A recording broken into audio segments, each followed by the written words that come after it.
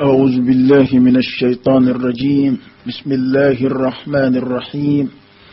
والصلاة والسلام على سيد المرسلين وعلى آله وصحبه ومن تبعهم بإحسان إلى يوم الدين. السلام عليكم ورحمة الله تعالى وبركاته. وعليكم السلام ورحمة الله. لك أن بسوء أبما، لك أن دانكوك، لك أن بلو إسلاميتشنك، لك أن فتو لمن يزادك.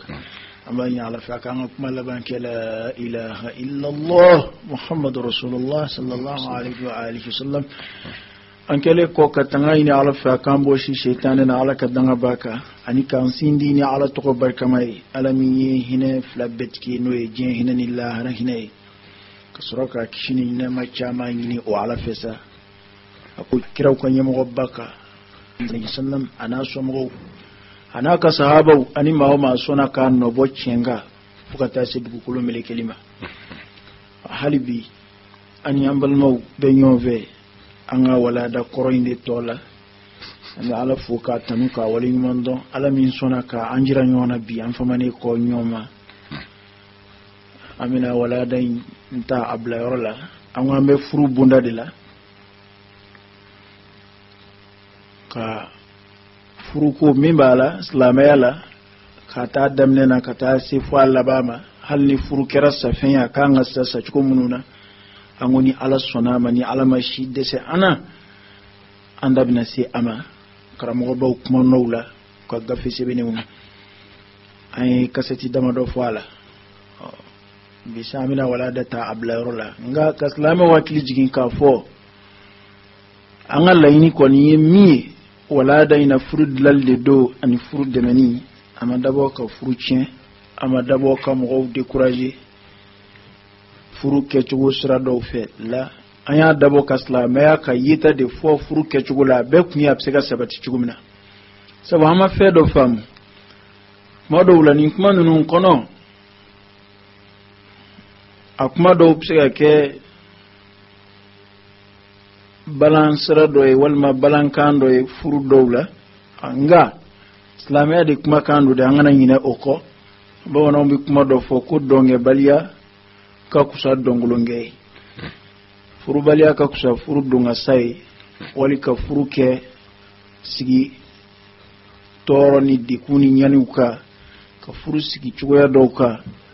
furu balia ka kusa kateme ufanaka o kama akechugo nyuma ya mi islamela amke ko fo ani angana nyine fanaka fo amke ka mangutu munu fo ku kan chela anu kan msola kabi wala daddamne na anya fo anwa kanune de do ngama fo jakuya do de jakuya tede sabu musukache tomola ado islamaya te ka famla shilla bobi na foro ko musukache che ka tomo msui ani musuka tomo che aka soro tomo ni bike mire o kai o nga lere ado idafande irebe dafa baldo no fe mana ngani mangutu nun te jakuya yi ola ama fe mo ku janto o yorowla ala kambe so abma sadisan an yakuna ar-rajulu kuf'an lil mar'ah awa aworona akanunedo ango akanunedo cheka ke animso akasoro kwa kaninyoyi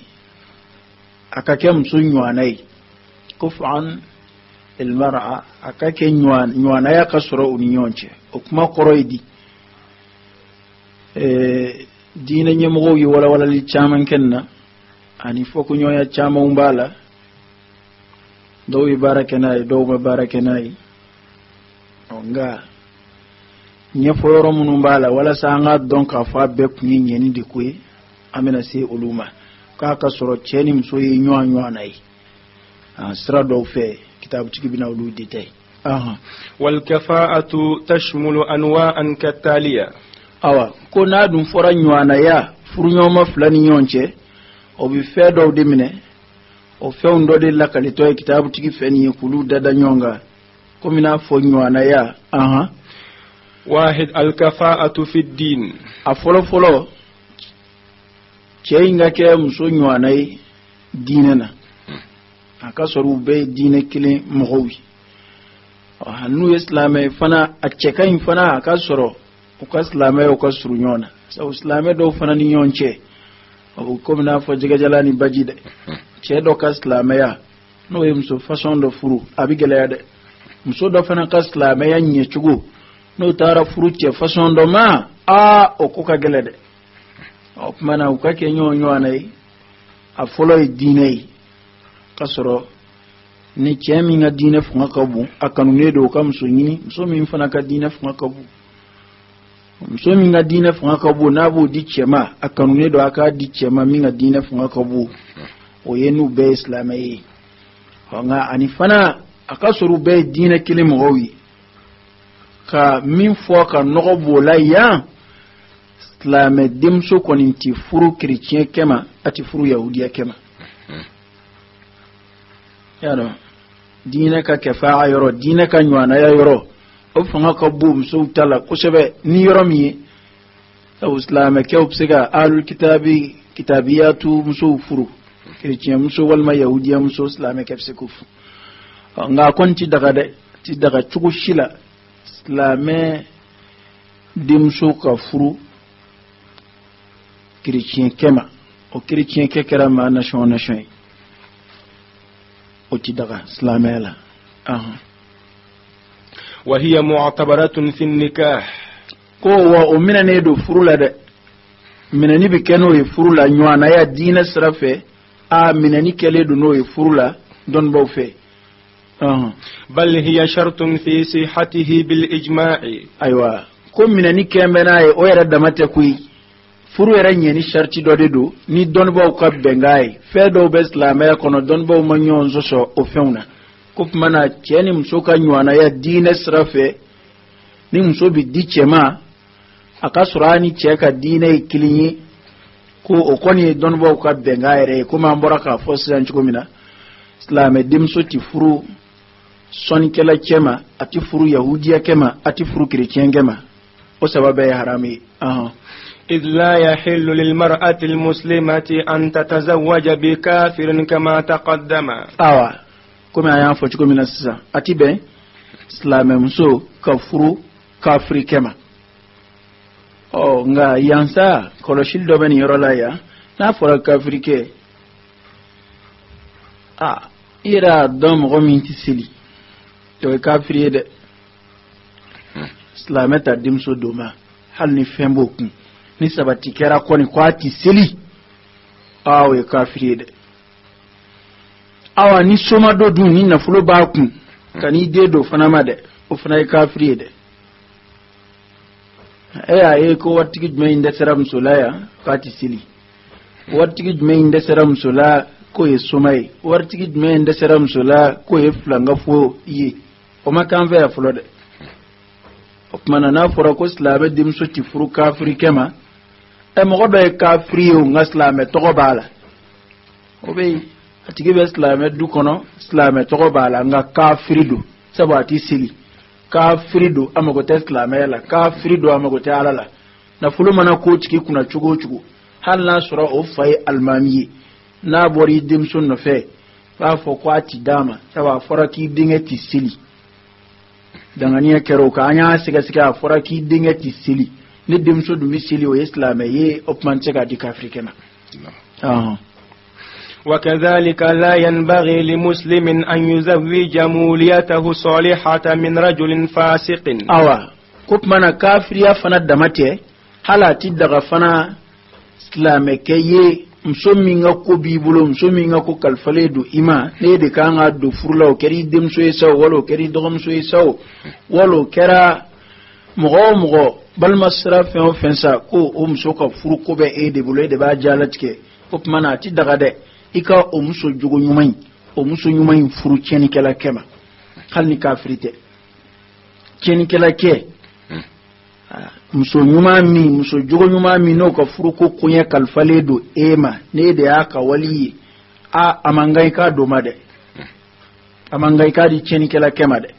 cheni kala ke ikumina fo mogo mi ndonedo ni jenayi mogo mi ndonedo ni dlomi mogo mi ndonedo ni kalondige mogo mi ndonedo ni ruba fere mogo mi atiban fo imaslama yala ale to dron ko islamé nga ajugo may o mana o ma jugo nation kana idde muso di o ma ni idde muso jugo kan saliha o faralaka kitab tigi o faraka nga njanto ola o nga idde muso na kaka na borano ulu ye nyonyo na de yo era tama marakanyi anini nana ni nyoye ube jugo kaka ko almar'u ala dini khalili anini nana nyove ye nyondo dugo kono kana adamai lu be jugo kaka ngame ke ga kuma munun fa ngum so nyumadi muso nyuma ka nga sukwandi yali ke chugumina wal masukwandi yali ka nga ke oye chugumina chekula ani che jugo nyuma fana ka nga sukwandi yali munun ke muso kula kuma yimbi bule o fladeka nge ete munun chena wal mamunun shita ala kasraka la kuma fangate uluka de islamay ko ni ba yini bekanye ami be wele kana nyenima nga islamay ke ga ninzira nyuma munun fo abike ga mo nyene unde koloshi uni tieni ungana na tabdu nyona ujugo katachi faqad qala Allah subhanahu wa ta'ala kusaba ala rei kando qur'ana kono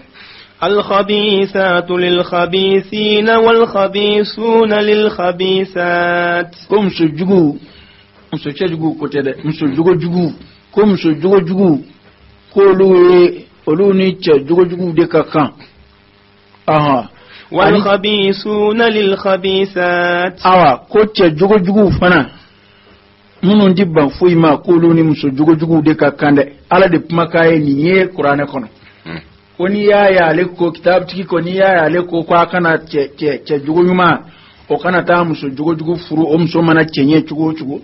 ani muso jugo nyuma fana akano furu che jugo ma mimi son kobema koni ya le o fo saba ala ere ko muso jugo nyuma olu kakani che jugo nyuma unde o che muso jugo ko lu kakani che jugo de ko che jugo fana kakani muso jugo de ni ala de makai Qur'an kon wa tayyibatu lit tayyibin akop mana muso sanu monza muso kasania o korodo de ko ga jeni parka ya lai ko toileti bala de muso sanu mon ya anveya ko karza we group ne ko toileti bala ayo ala kon ma fo ko luka sanu ala ko mso de ma ko aka sanu mso mi misaire la ati gina yake ala kan yo lu de ma ko mso sanu mom sabuni kuma injigina masala do jurula tumina kalo dara ala kira msola sallallahu alaihi wa alihi wasallam ni kuma in fora de munasaba fe o ya da ma masalai opmana ala ko mso munu ma ko sanu mom e ma ala kira mso folo sallallahu alaihi wa alihi wasallam andama kalama no ya amba Khadija tui ale to de kundona bi tahira yani ala kira kafur ya da ala kira kundona bi Muhammad al-Amin ko modu dana ya ba kira kundon menoi ga amba Khadija fana min ya ala kira ya furu sallallahu alaihi wa alihi wasallam apmi fali de mako at-tahira ko musu sanuma ajugo nyefe ate folo fatura banado setigido ayre datugo chekan fuka sa dala ke bebi akanu ikasoro ngo beko dugumo yeru ya wele ko at-tahira ko musu sanuma o kora ya sinde batara kula musu sanuma asembe ayrela musu sanuma kembe ka ayre koloshi o kama ala ya sukandi ala ya ka kira sukandi ni omsunyi ko sabu sanuma di kaka mana muso ka sanu akoro de ye ko muso bisaire la nga muso jenayakela o mana ko ka je chugo halno ye ikola to kolon jila ka yala shariata foko ka sanu o tetsania yo o nga muso ka sania mini qur'ane bo fo ne ma fo mangande o adama kuma wore o ya nyina ma talawi adama de be bisania shido yere ma o hal ni islam ya mo fi ma ma ma ina mai bisania shido yere ma o nga ala ba fo mi ma ko sania o ye musumunu njugo kan musu jugo nyuma o mana ala ko te sanumon ke munu njugo kan tari muso de kodo muso sanumon muso munu njugo kan ko lu ni te jugo nyuma unde kaka o kama ala amba Khadija tu sukandi ala kira sallallahu alaihi wa alihi wasallam kasuraka maryama ka maryama sukandi ni isa bangini ala ti fenge ma igwandan ni ala don ni min don ala bo nyana don yew onge ni sirana ala ni ala bi bunya de ala bi karama sabu bunya bebe bo ala de yoro inna akramakum indallah atqakum o kama ala maryama sukandi ni kabako de bagini ala ya tanuni mi yani aka isa ko kuma fu ala yana ka isa bani ala ya tanuni mi o lajabani wa maryama allati ahsanat farjaha fanafakhna fihi min ruhina maryama min yaire koloshika nyamana tanga na majina yake o kera mina ni ala ngani fiala no isa ni kasroka na dinge ke kaba ko isa ka jira jinya kono mo gowla ko mana mso sanuma ni ke sanuma de kaka ke sanuma fanani mso sanuma ko de kaka والطيبات للطيبين والطيبون للطيبات ko ke sanuma olu ni mso sanuma de kaka mso sanuma ni ke sanuma de kaka ala ira kuti ثانيا الكفاءة في النسب aflana oye kafaa dambela cheni mso ka ke nywanai dambela sharia bo fana kanu nga ninkuma ka can na yin fasna mogodo bina famu anyejuguka cheni msuka sulyanya wana dambela waluka kenya dambela akainde nda fo furu sharti do de furu sharti te nga che kan muna o muso mi ngorotale do eka dambe ube nyonye o adama de yeruka dlalla jamu ube nyonye bokolo ube nyonye dugula mogodo ube nyonye kabi ala kirama bo kureshu ka kusa maganga towi kabi kirama bo bani hashim na bani hashim ka kusa kureshu ka kabila towi mana dambe do be dugubela ni dugula iba soro a jamu do be munun zangoro taledo akabila do be munun sangoro taledo opmana ni ya sheria kafa akanu mso ni cheche ni mso bina di chema ni ya islama kafa akanu ala dambela korodo bala ni turaka mso dofu min dambe ka kusa ete ka ta sai ake dola na make mso akili mai ati bende nushuzu bina saba alenya kwa ka kusa ka teme eka anyana kwa ka kusa hawa chefa na beti ne taram su fason dota so aka kabila wala adambe ni mugomunun da meka janyona kusube abina talla gushi soro aka mouchelai apsika ke era mi afureta alla gushi de nga aka duko ngono lu tama ina mafle nga ani munu yedda me kile wala munu ani munu nga suru nyona no dodo aka moutsika milla gushi abokolola amike ga be fo furu mushkila ude kama o amike ga be fo ude kama masala na amfea iba soro ni kuma ka cha kuma be obi karamo go yini ngala kone koko horo ka jili furu ko qur'ane o haram ya kuma be anyini ngalibina anga chefo nyoyi koi anga chemi vonyoyi afolo slamete jili ashido slamete jili ashido aunde ba shido anga adama di anyeru kala da lalindu ngalla da mindu abella da inaka koro kwani horo tinyonfu abna slamete da dolamna la aude la da la ta don ala bula be mo godi me dambe nunu ni bokolo ko nunu ya yere ka kula be niwi pana yere de bo jirani yonche aude koko horo ni nyama kala tinyonfu ko korote kwa kusanyo made korote ko horo ka kusanya makala ide okorote ko nyama kala fana ka kusa horo ide ku de te furu nyoma yi angume mimme ma korowda oyoyi sabu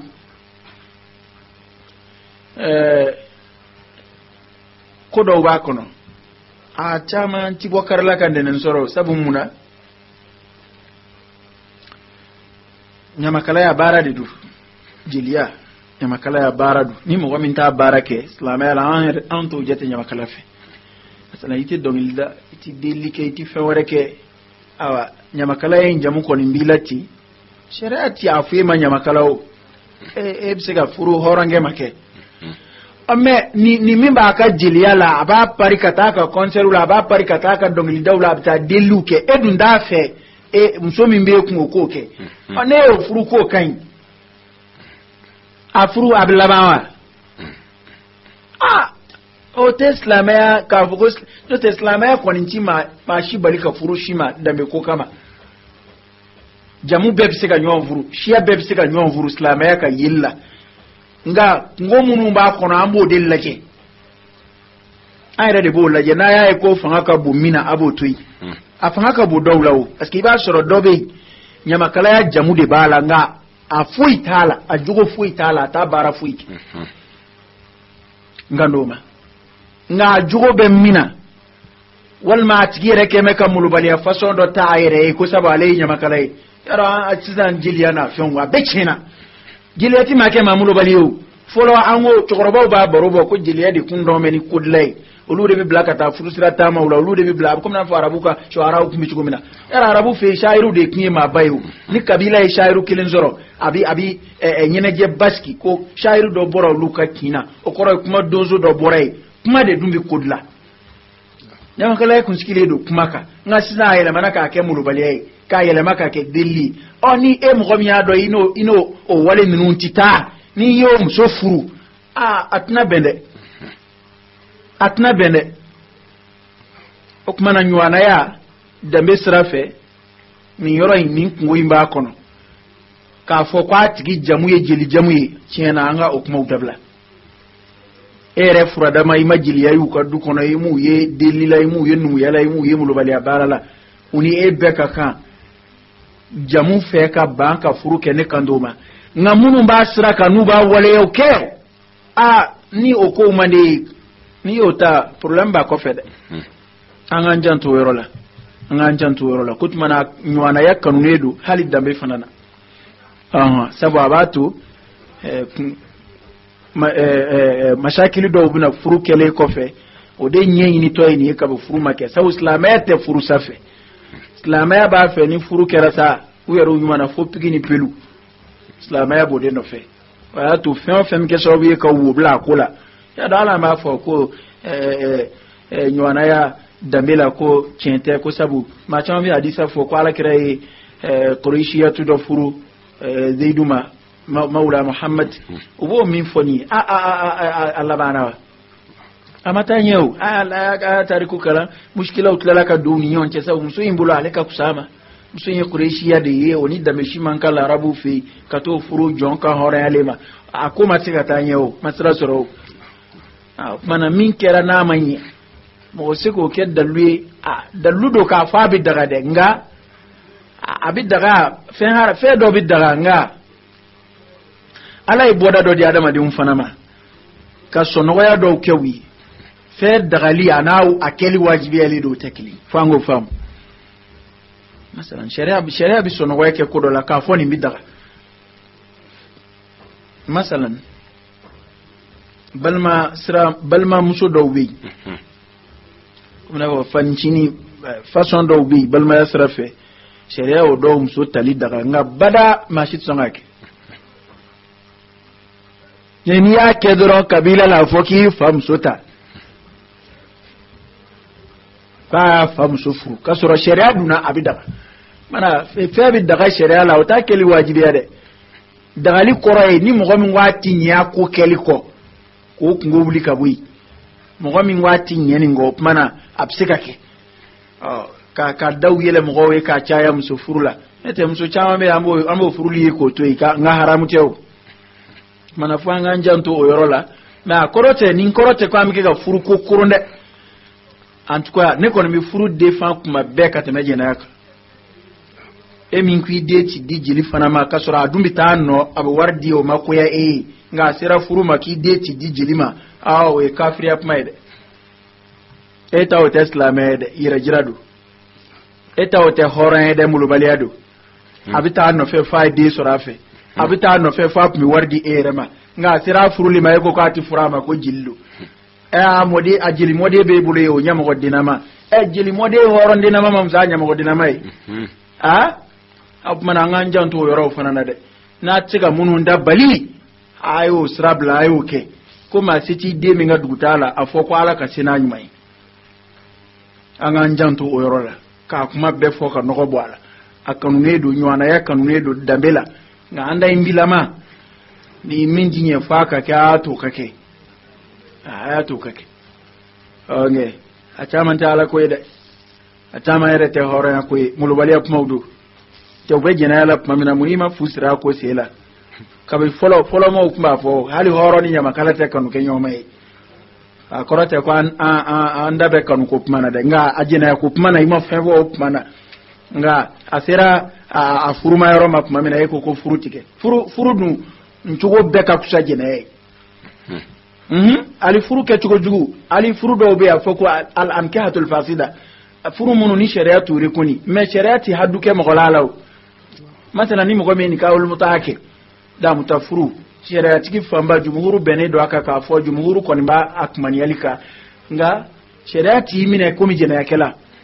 sharia bi furu chiene fana feka te mejena yak wali yazu billah alaka koroni klibido anachi وهي معتبرة عند الجمهور خلافا للإمام مالك رحمه الله تعالى كوا نندمي كوكمي من فلاني نايا فوني جمهور دون با فامبا تامبي أسرة دي في nga maliki kon yu foko nyoya maliki matafed maliki go hwatala dambe ko te furukula ko maliki kuti so bebsega shia bebsega shia befu dambe façon be ali kureishi bisega furu jongema jonge ka horale kureishi atu bisega furu oma ko nwana yerekera otmana maliki ni jumhuru matasra kelim fe ola ثالثا الكفاءة في المال asabana oyenywana ye fil mali na fulula nywana ya cheni msoche na fulula ofana kanu nedo sabu fandandi wali fandani kule ni oye wartigi de façon de furu ataka mara wal na ya mara abina mara toroka wala abina mara yani wati doche na ere si soro buna fitiri wali ya nyoma islamaya dun to fe otmana ka soro ka suru nyona ado oko abukomi oko jetemne ne do aveo oge ni yere be tugoda halni sara wartigi do be ki kono ikon bulu dem so itemeto de ye nga furuli koti jigi kono afuruli koti jigi kono sawati dima kop mana nywana ya na fuluko strafe kastoro cheni msoka stru nywana doni sitgiyala sorola ofana chekan de sabu abi furu son shila kuma imbe koroyo de fanda muso do be fanda ndi do mana furu wartigi dukono dungo do baka ka lagushi ko fanda ndi bole monna kana abla kafini burula kwa jamana ngana soro ko kumbora nae kafini burula kana nae kafini burula wala wana bora nae firitila kana nae kafila ya da tigo fama ko imbe kungobe ya islamia be fenfo mo ba do fle ko mi ami ko fo ka gele wal maniye ni fo do ba fle yele ko kuma ka soro dunte de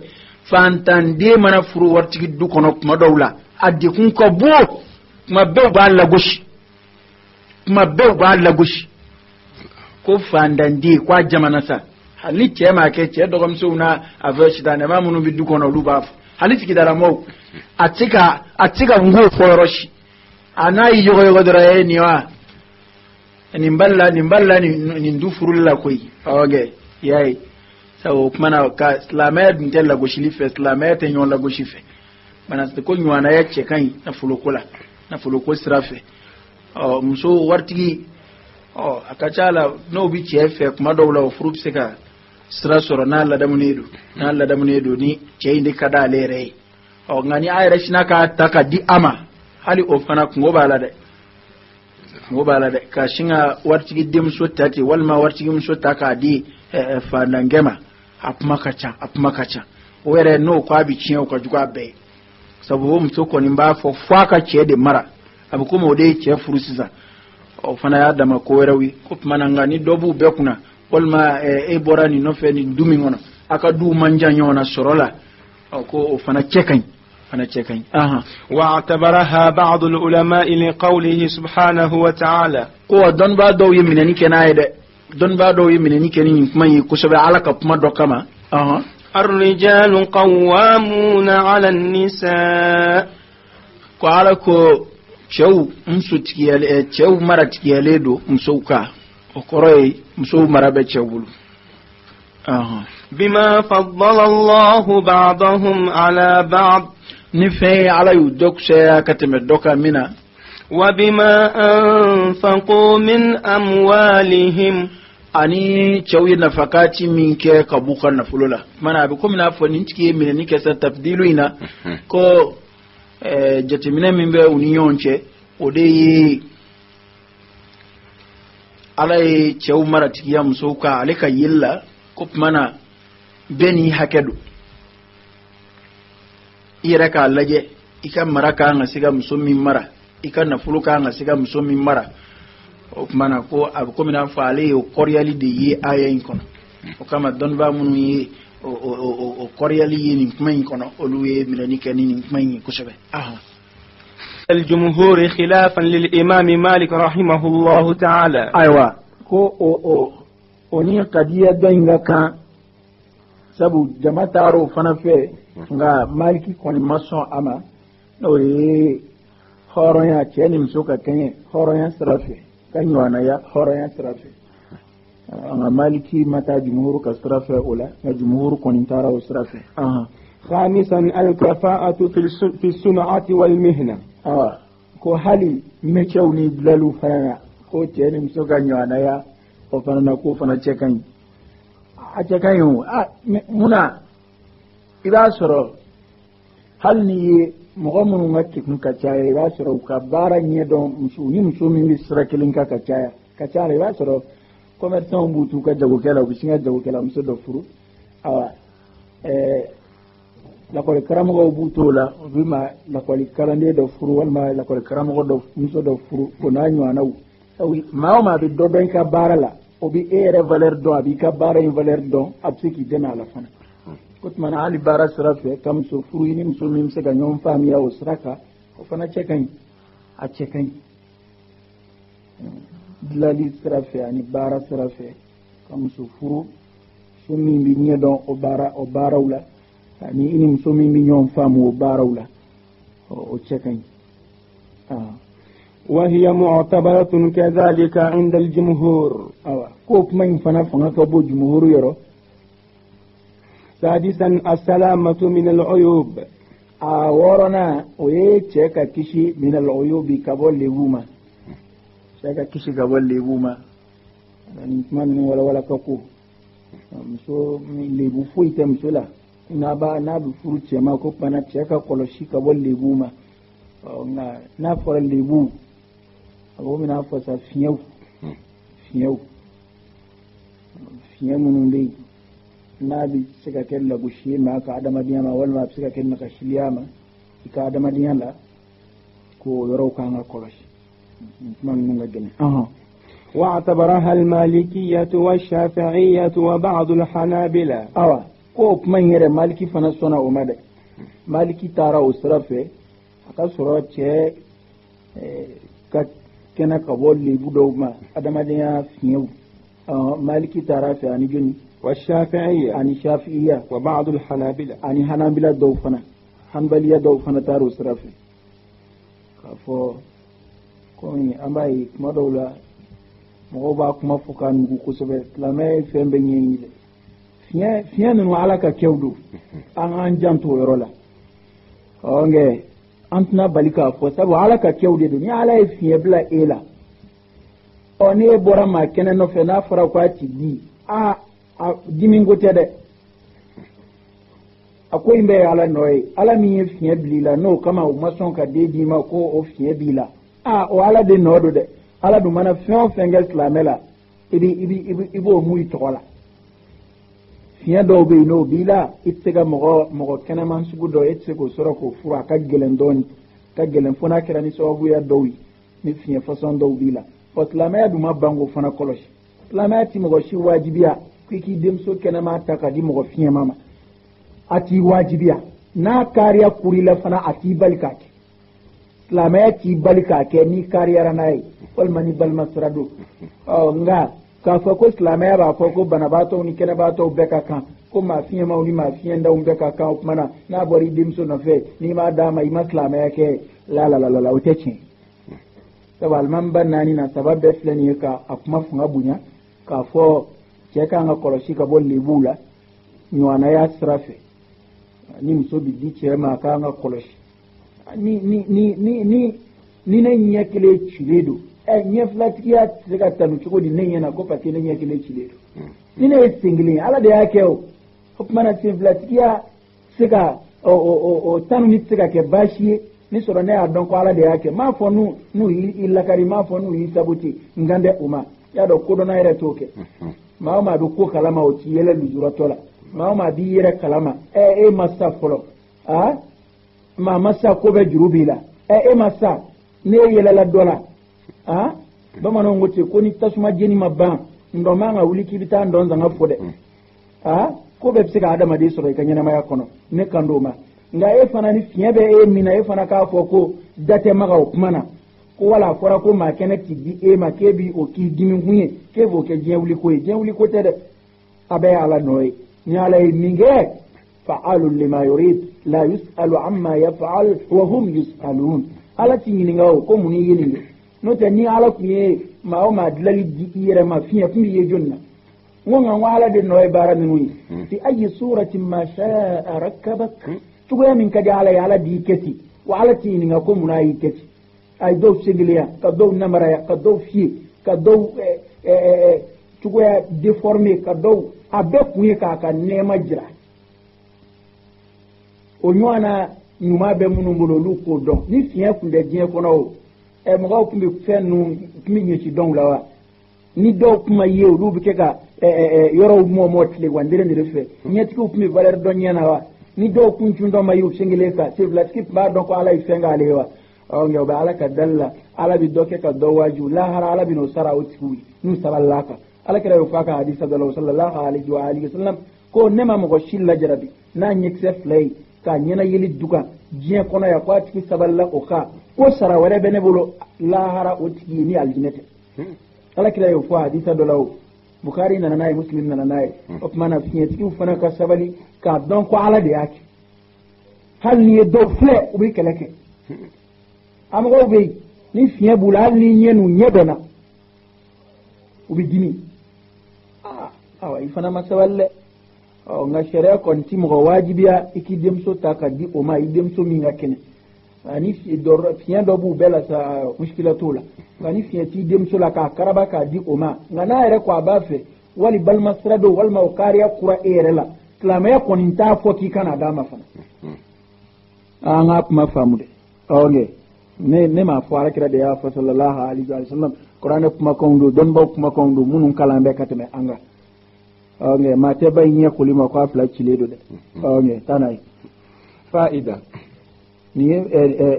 faida doy الكفاءة فيما تقدم غير الدين ليست شرطا في صحة النكاح على الراجح كونغا تا أنفلك فين فنيوانا يينا كادمنا ديننا كان سيد دميما كان سيد نفلوما كان سيد هورياما كتا سي مچني بارما كان سي هالي فيمونو بي أدام ديلا fiye munu min naga shido adama de ka adama de yana ayini fion fosa konga ni jite furunye ni sharti an wa kanu ne dedu fona kara dinai ni jite furunye ni sharti jaku yala ka fo furu ko wajuli kala ko ni dini ma ne ma fode o ngi abe kaseti kono kuma ni yep ma yoro do lame ka to lame apma labai ni ko kuma mi vanga ka bo don bo kuma nawla ni kuma inde fara nyonga abakuru ba foy mi akula say mi kwa koro de ye feto fen fole fle nywana ya srafe ko sita furunye ni shartier fo fengele o dine ko ni klamato bla o tibwala mana ne bin dedi karta mace hal na jugo ka jugo ne ba da mace hal ni kafirido ba da mace hal ni yahudiya do hal ni nazara do la itse ko wuli ka boy nga itse ka fo ba dama hal ni doro metaku sharia bi felicite ka faroka iba fo ne ba dama hal ni fiye bala ne ba jigitku ba fo ne ba dama hal nu te mechekele ne bi ndedi ni ma hal ni jodo sabu islamedo islamiyati bawla ngane ba dama hal ni kafiri do akura ne fe no islamaya ba fo ti kelenga ko yede akure fe te de no kura ye fe o makwala fe no bena ye mauti da alama mana islamiyati soma ko to imbe tiga binga bui funa kera dine ثم هي عند من يشترطها حق للمرأة وأوليائها ko wa onywana min fana fulani muso de ka hake do ana asomo بمعنى أن المرأة وأوليائها إذا رضوا بغير الكفه صح النكاح. أيوة كو وياتو ساني مسو يرجنا مسو كأولياء جنا بغير الكفه ni nywana tanai okorai chemi mboru deno a chena ay fenda mado munum fo odo mabbe ngaw ko akan ti amba dama ukati masalan che borano doromete cheku ngawlu ye fentki ko amba dama ti wali che borano olu ye madambe mawi nga cheinte madambe mai mano ko amba dama ti muso ere na somo ujena noi o tem so kilinga akede ko muso na somo ko akede so furu ko eduko de madawlam wi manga daw ci ciende de ko mana ni muso bi min fi aka do mate muso kilinga akete furu yede sabu yebina furu kata du min kono ibina ta du fla de kala nyona ibina ta balma ya kala du fla ni nyonche ibina ta sigi do du fla ni nyonche du se ga lago shinaye kasoro kilinga kilinga furu kama o du langulo ngono o se ga so biye ka lago shi do se au ka duma o mana muso somo ani muso era no lu jena nin ko nun tawko nga dina utsega je ko de ko funa kera dina nga ni dina ko fe nu jena to nun ko furu bisa furu sikake الصفة الأخيرة في الزوج أن يكون غير أقيم. أيوة مانتو لبا مسولا في الرجل تشيلا أن يكون غير أقيم. afana kana ke kunai ko aqimu do aywa akana soro che fana kunai ado a bora ante mena ya msuka dingu kuma fo angana ngina ka fa be che fana na de abe che fana na de na sabatira ku che tiga din soro kuma na ka mso fruto ama wero ko koloshi na sabatira ku che tiga din soro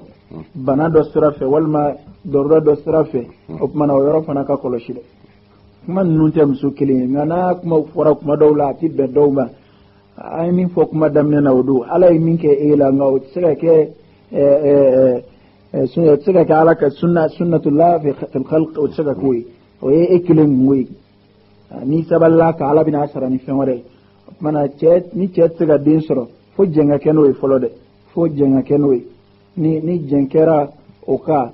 cheni muso na somo fe ka fan sona omati muso ere sona omati awa psika dama so furuko fana anga fedo fana fam din ko te wajibi ble furu fana na furu to boy furu cheni muso psika furu nyoma kasoro uma din soro wa furu bi kefana a furu bi kefana do fana ni di masoro furu kono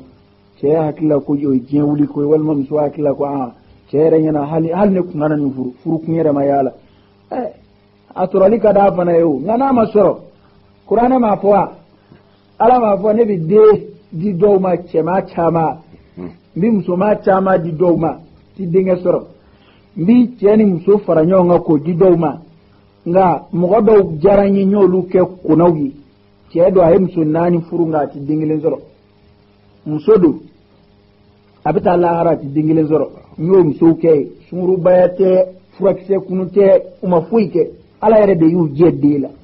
anga korote kuti furude anga njanto yorola iba me arajula ka chaya ne apuma ukacha dugu kona anga society la ni msoma de ko ni zoro kaba obike je wuli ko ke mangutu chien ko anga qur'ane flede islamati fuika kunve islamati fuika kunve anga flede muso furula ma din soro o tatire warede dore furuga faraga o kaddi soro ikani mara chugunye kala biriya uni nyonche e fana mi ma din soro ni de munun soro lay ku ki diwnyi ku mara chugunye ikanga ni nyuma ta ka waljum chigara abep mbara kira kuna sallallahu alaihi wa sallam muso den zoro la kumba kuna den zoro bali mbara kira kuna amba Aisha muso jumenga kusaka temoka o den zoro o ma den zoro ay den op mame Isa lawa ched menga kusa Isa on jelabi o kebe du ko ko kabi Isa den zoro ay muso re furu op mana nganjantu yorowla furu fana furu de ye absega ke dingoti boala ni dima soro ayo muwa tokolati aka furu imbunya dingo chebi se ko nyeyni ci ko ya warela ni dimun soro la du kono so fana ka do de be de do rabi de wulo o tat no dum koy e bi jugo yake walde dowla ka soro lu yara de bina e lado ubami mi ke ku wulo o yara tinu tigi yake tigi abina laba e bulu ala de yi la macca ma matai ala doje de la jena ya o dimatiki la mayra pumay ala ma fa ko de fitne betta la jarabe korokuy ma tambe dinina ala fe dinzorobo do kafiriya dinzorobo do ba ala dinzorobo do nokuya bana nyala e minge joy adon ko de ni yoro kino de kaka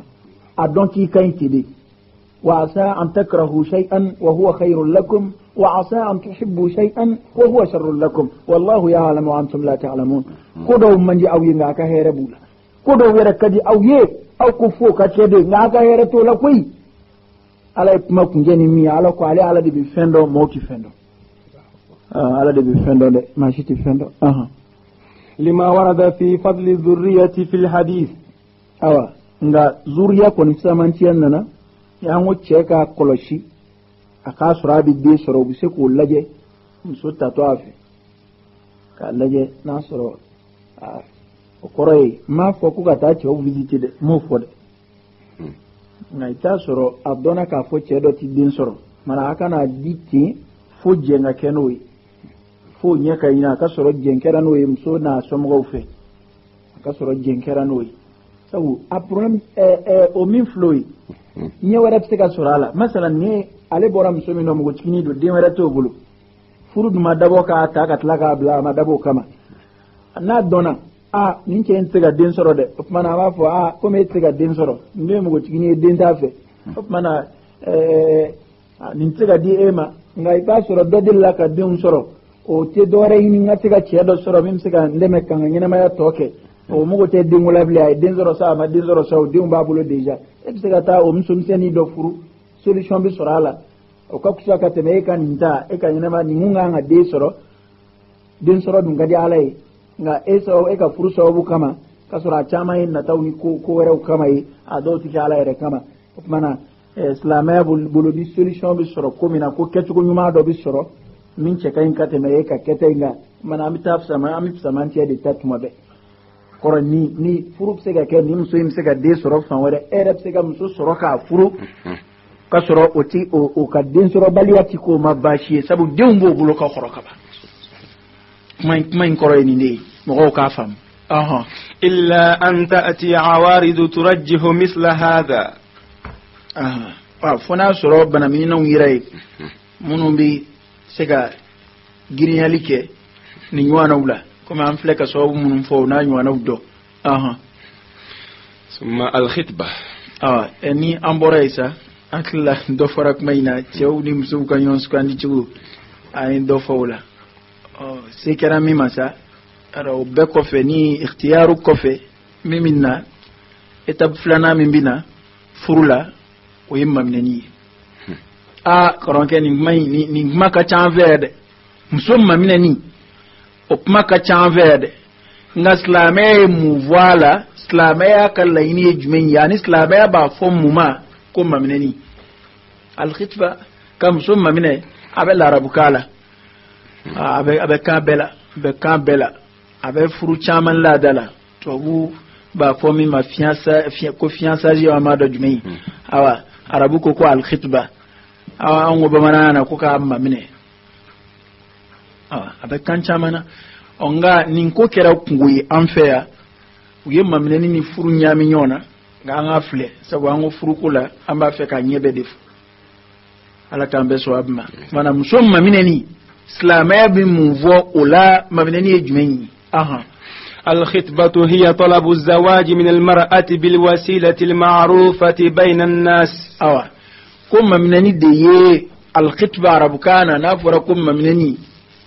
كو كرة دي مسنيني كمسنيني nisra lako done doy mo ni nyonche ya do yoro bena kama mneni kechukudu rampe ya wuro ko kuma de kachaya nye wuro bo o de kachaya mamneni srafe yoro munu nasa ni tamaro bibo wal man yoro mina ni zarabara bita wal man yoro mina ni bi ma chikata wal man yoro mina ni fleru bidi onanyo anaw mana min done do ani nyonche msomma minenna chuko ya min done do ani nyonche mana kata furu nyini ka ikambo ko ne ba feka karsa furu mayra koroyoyi فإن حصلت الموافقة فهي مجرد وعد بالزواج. كونو تشيد تارسا eka chika sira eka fone ba feka karsa furu ni olu yo kuma accepter ku kadi ama ko te foye fofurun laidu dama ni ma famu ya de akwani aya fiya si anve ya ana fatiya tara daga kabi wuro ni mana boka ba wuro war manja yi wuro kema na tsara idalawa kato dia bana mana shu ni tlesa o dukono na kon be bulo sai ba fo kwai ba ko ko be bani do somo be so fam bla be fe sra bla me fam bla be fe ma op makadi sai bi do dukono ino de bita sai robbe dumodo du parka na ko bita jira rodola anton do bi ave amita fulike tanchi do be ave amita fulike dumodo sa fuli be sina kasoro dun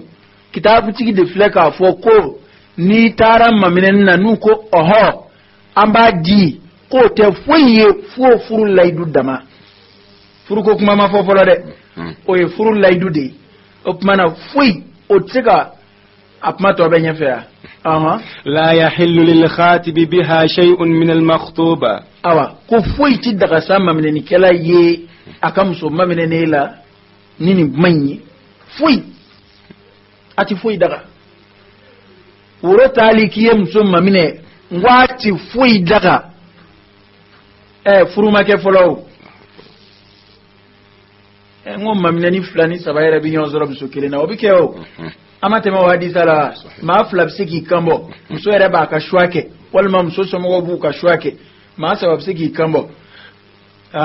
islamaya ko ni akon islamaya haram ye kata e ka don ka fo ka sai muso mamine ere ka tlaka ta ki bita mamine nga shi ta shi kalama ma tam sika muso mamine muso so mo sika ukandi abema ka soro ku ka istiyaruki uti ningo ku kandi mamine nte furu ni ko nyame ima kuma jugo foda ima bangam vode nunu nana iko nyame ye woro mene nunu mana nana iko nyame mana kitiyaru de bike ba laje wula minga kusa abadoma min jugo kai min jugo kai to ta minga islamaya kai to ta abadoma mana ni akera ko musomana mamina ka ba wa ya ko bani o te chinde bo keme kan ni islam furusiri de nyami yona ka bola ka ta do furu kutuba amta dugo min ke misri kono oni shurutu munum bi furu yere latke na ba foko furu bana amina sama wala da kono ani mamineni bekani zabab ben nyami yona ka begu shibrekele nani adam ne furu damne mamineni ti foi daga mai yem so min fiancé ati daga abada akablo da sagoni nyoy ati bene ni nana fulike ni nana baroke biddan sokonoi msoka dukonoi ni bi boy bi bladu dalai ati blonda temede sharia haram ya de aka na ire surana duminike o damine folo de oge ani mso gwanza umbeka kan ye ni sori islamai de ngande anga so se vleka troka furuke ngando ma kuna ngo ka furuke chugo islamai nafiko ka furuke chugo fa ka nyon don folo ka nyon jugo don ka nyon juni nyon le don woni ne furu ko naka shibi islam ya fle ka sharti munun fo ni ayo matrafa ni takira usrafe che bori no fa yi furu e ka foi ma che ayre mi furu abeka kai ngani furu ko kuma bora da kono ka ba foi ma dugo foi ma dugo che labli ni ma yana madinde ni do rek ma amine abeka ka abla abita kan wala de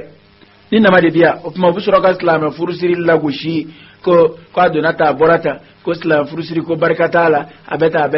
barkata de la barka be islam furu siri ko na sabu yibba furu siri lano de imam so furu siri lano barka bala awde barka ba furu siri lini mamina ni tekli nga kabe muso mamina pma etlala muso la ka ba piu nga ni muso ti soro fieu ya ye ko akadi ya duntike ka soro fieu ko fo furu de kake kambo ki ba furu uko oho abu furima obela ima fu inya soro awa ya mamine kun ikibo ke jain ko ranya masoro alaba no kadiye laba tino furu kesa o furu na gede wa anake dana yaka ina don ka fo chena ni mso jugo nyuma ne ba tap mamina nyini laini na ya mason nga ngoni ne ba furu chaman dan sirala ko che mana bwano buta moru fei o da duo bla misrila ko duo kuli ko ni che bora kwa tisira siro ko ni minda na ko bita ko ni feme na ko bita ni feme na ba soro jugo ka jugo shekli mi ulutai ni min durela da ma ne biteme kasura furukela do bina kan yi jugo la jew bina batara ka fofolo ni ma so mana wa ni mso furutai jina kala njama mbete sisa kui onge kanu fle jina ina nga ubira te jina kala furulife o bina kana alla je nganu nana ne eshina ka strabla droba ko ndem so furutai ngone ne 2 jours de ngone na bora sura ni krange ya ma ko kala ma kui onge ene nane tlefla ni mabini mvuru abana furu ke ga dabla ta de kuma dugo nyini de bese na sa shuni tle ko ni minna na ko bita ko ni minna na ko bita ubita de okay ede yu gyan ko mana mamina ni ati foi daga inshola amma mine bali min madaga amma mine ne yo madaga halibi fo furu de kake mamnen te furu de ango che jala fo nyon yo ti foike بل تزل أجنبية عنه حتى يعقد عليها كونغا مصوبتو سام ثم من نيكم مصوبتو أجنبية والمصودو حلبي أني إيتي مصوغوانزادو ni nana ikam so mamine ne fi hala tege mine ne waye haramu yima ti ben ki tege dama de haramu du ati daga yim so mi mamine haliki bulu do abulu sawa ajnabiyatu dum so gwanzadu ma furu follow kwa wa bitu chugo indela sa fo furu katake halim mamine ni sange hal na sambo fo iti daga ni mamine ni fo furu katake mamina kumna fo wati corona fo mire mamine ni kwa bamana nga koro de yedron ki kambo ne ba feka karsa furu o te furu follow ko e furu laydu damade mana ya rabbi furu kelim wala ku sabati munu mesrafe ya rabbi ala ku sabati furu yerangani ya be mununa ya rabbi ala ka no yanui ala ka ambalu islamaya chenka ala ka mfatu liman yazatuka rabbana hab lana min azwajina wa dhurriyyatina qurrata a'yunin waj'alna lil muttaqina imama ربنا آتنا في الدنيا حسنة وفي الآخرة حسنة وقنا عذاب النار ربنا لا تزغ قلوبنا بعد إذ هديتنا وهب لنا من لدنك رحمة إنك أنت الوهاب اللهم إنا نسألك إيمانا كاملا ويقينا صادقا ورزقا واسعا وقلبا خاشعا ولسانا ذاكرا شاكرا وحلالا طيبا وتوبة نصوحا وتوبة قبل الموت وراحة عند الموت ومغفرة ورحمة بعد الموت والعفو عند الحساب والفوز بالجنة والنجاة من النار برحمتك يا عزيز يا غفار رب زدنا علما نافعا وألحقنا بالصالحين